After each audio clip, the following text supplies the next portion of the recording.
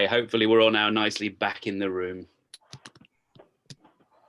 Okay, yeah. Our next guest started her career as a telephone counsellor for the charity ParentLine, while also studying at Northumbria University, where she graduated in social work back in 2006. No mean feat for a single parent of 2 young children.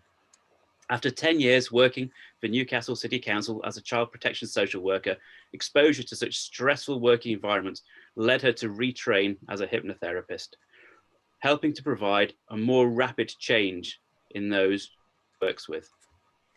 Having never ran a business before, she overcame this daunting prospect and taught herself everything she needed to get her business started, and launching Hummingbird Hypnotherapy back in 2017 in November. Always looking for new and exciting ways to run her business, and has recently devised a subscription-based service to help clients stay on top of their mental health rather than deal with it in retrospect.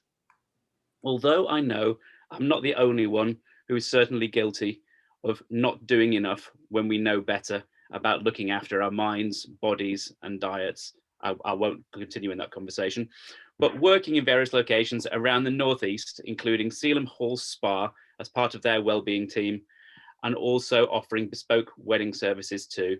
The lockdown has changed the way we all work, and our client has basically been very popular with online Zoom sessions to expand her range to become truly location independent. Also running classes as a belly fit instructor, ask her about it later, a women's only fitness class focused on the mindset, wellbeing and fitness trio. I bring to you with a talk on how to take control and improve focus as part of our sleep series, Silvia Mather. Welcome, Silvia. Hello, welcome. That was an introduction and a half, wasn't it? So welcome. So this is the second in the series of the Better Sleep, I guess. As Richard so kindly introduced me, I'm Silvia from Hummingbird Hypnotherapy. Been in the business for a while now for a number of reasons. One of the reasons being that it was one of the therapies that really helped me, and it really helped me discover that I had the power and control to manage my own mental health. And I just want to touch on that for a minute. Power and control. Okay. Hypnotherapy, hypnosis gives the client the power. It isn't the other way around, as you know, sometimes people often think. A hypnotherapist is just not in the business of trying to control your thoughts or put unwanted ideas in your head. That would be extremely unethical, of course. Believe it or not, some people still believe that I am in the business of trying to make people think they're a chicken. I'm sure that doesn't apply to anyone here, but it is a view as a professional that I still sometimes come across. This is my daughter, who is 8 years old. She still struggles to go to bed, okay? And if I had the magic power of controlling people and making them do what I wanted and making them think what they wanted, then I would definitely have used that before now, for sure. Hypnotherapy, okay? It's been used for an extremely long time to improve the mental well-being of a person, okay? The earliest recordings are ancient Egyptian. There are, you know, we're influenced today by many physicians and therapists. I'm sure that a lot of you will have heard of Milton. He's a really famous psychiatrist who founded the Society of Clinical Hypnosis. If you were so inclined, you could look at the International Journal of Experimental Hypnosis or Contemporary Hypnosis, which are current journals, to find umpteen research articles about the positive impact of this therapy. It's also used mainly in the NHS within midwifery departments to support women giving birth. It's, you know, it's a really powerful therapy. Let's talk a little bit about the science, okay? And we're talking about sleep today, so I think this is really appropriate. So So we've got different brain waves that we go through at any given time of the day. So we've got beta, that's the first one. This is associated with our normal consciousness, okay? This is when we are alert, we've got reasoning and logic. While this is important for our normal functioning, this can also be the place where we translate into stress, anxiety, and restlessness, okay? The overthinking, the worrying, these are present at this stage of brainwave, okay? Now, if you were relating this to stress, then if we're, our brains are all consumed with this stress and overthinking, then it makes sense that we're going to find it difficult to, move into the next stage, which is alpha, the deep relaxation wave, okay? Alpha brain waves are present when we're relaxed and we've usually got our eyes closed, when we're slipping into a lovely daydream or light meditation. It's an optimal time to work with the mind for success. You've got your imagination heightened, visualization, memory, and learning and concentration. It's a gateway really to the subconscious mind. And it's a really good state for hypnotherapy. We then move into theta brainwaves. So these are present during deep meditation and light sleep, okay, including the all-important REM dream state, but I'm going to leave that for John to talk about next week. But this is also a really great stage for hypnosis. And it's where our brain and all of our, memories, feelings, emotions are accessible, really. We then move on to our delta brainwaves, which are the slowest of the frequency when we're in deep dreamless sleep.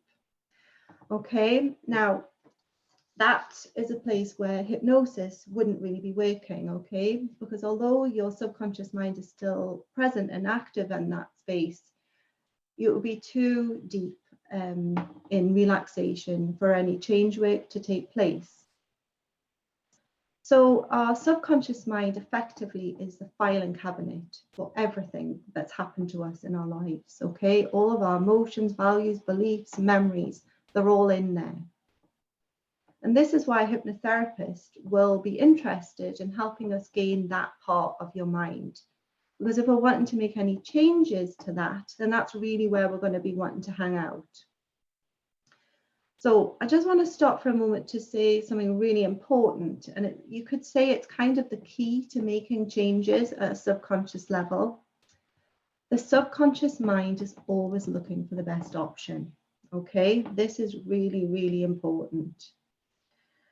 Now, you might be asking, well, how would that be true then? If the subconscious mind is making me feel really worried and, reminding me of this fear and anxiety that I've got, or maybe it's stopping me getting to sleep, how is that good? How is that the best option?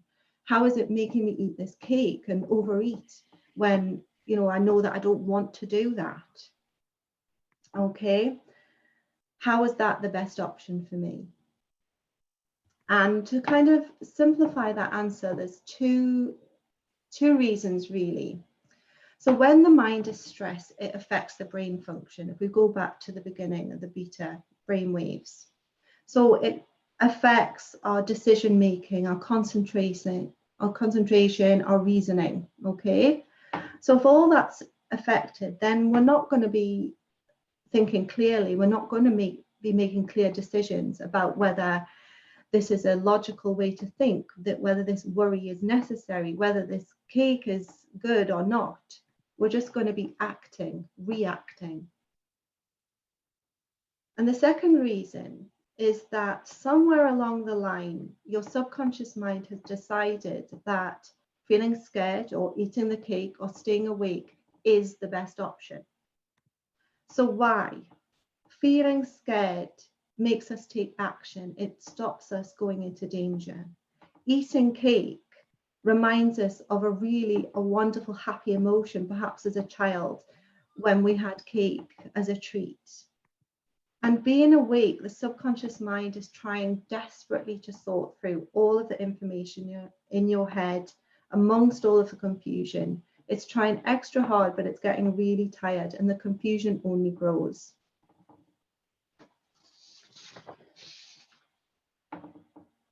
Stress in our minds affects our sleep. That's a fact. So whether it's caused by everyday stress, such as, you know, like an extra busy day at work, or at the moment, you know, watching the news and all of that, or it could be that you've got, you know, a more serious condition such as anxiety or depression. But the thing is, stress builds up, and it builds up every day. So if every day is busy, and every day you're being exposed to worrying materials, or you're reading this and you're reading that and it's stressing you out, and every day you're struggling to sleep and you're not getting enough sleep, then that really does move on to more serious illnesses such as anxiety and depression. So what can we do to improve the quality of our sleep? What action can we take? As a therapist, you know, if somebody comes to me and they're struggling with sleep, stress is the first place that I start. What stresses are you facing at the moment, and can we do anything to reduce that? And they may be present stresses or stresses from the past, all sorts of reasons. But we can think about this and we can take action today. So our environment, as was discussed last week, you know, preparing your mind for bed, switching off those screens at least an hour before bed, not taking your phone to bed. Again, I think John's going to cover that a lot more next week. And not exposing yourself to stressful information right before you're sort of expecting yourself to go to sleep. We can also do other things like meditation, relaxation, deep breathing. These are all things that help us. And of course, if none of that is helping, then you can speak to a professional like myself. As I said, that is something that I work with every day. So self-care is just really important. And if anyone got any questions, I'd be happy to answer them.